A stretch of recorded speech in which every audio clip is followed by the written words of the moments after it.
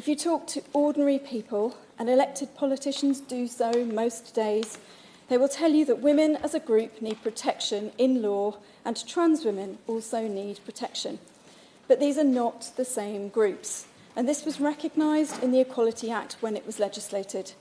The Equality Act 2010 was one of the last measures of the last Labour government, of course, and it was the outcome of 14 years of campaigning by equality and human rights organisations. It's carefully balanced, and it had cross-party support for nearly all of its provisions.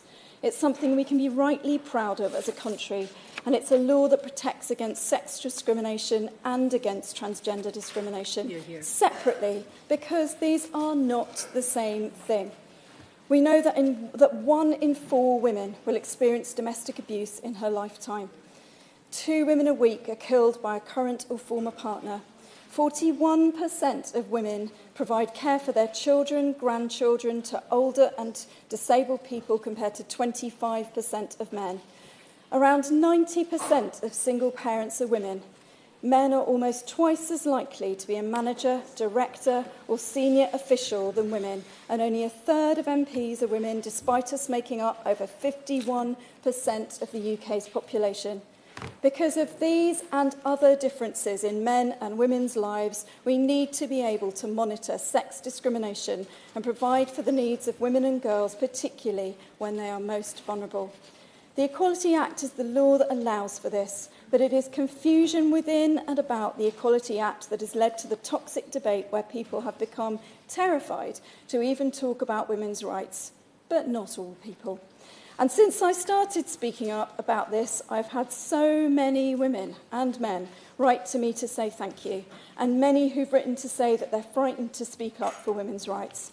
These include women and men who work in jobs where it's extremely important that they are able to be clear about the difference between male and female, and about who women and who men are.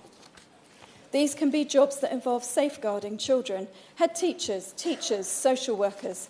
They include people who work in healthcare, nurses told that they should ensure that hospital accommodation is in single-sex bays for men and women, but also that they should allow people to choose which sex they want to be housed as.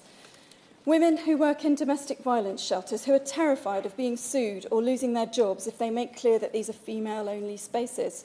Female athletes who want their sports to be fair but are afraid to speak up because of the response that they'll get. This was not the world that the Equality Act was meant to create.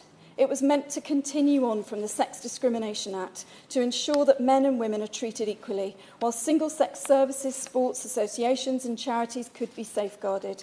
Instead, it's being used to stop people talking about sex, not gender, and sex discrimination.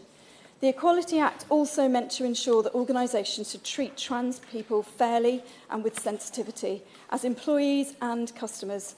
But this did not mean requiring other people to pretend that they believe that being trans, for example, someone who's born male and perhaps changes their name, their clothes, who might take hormones or even have some physical surgery, is the same as being a woman.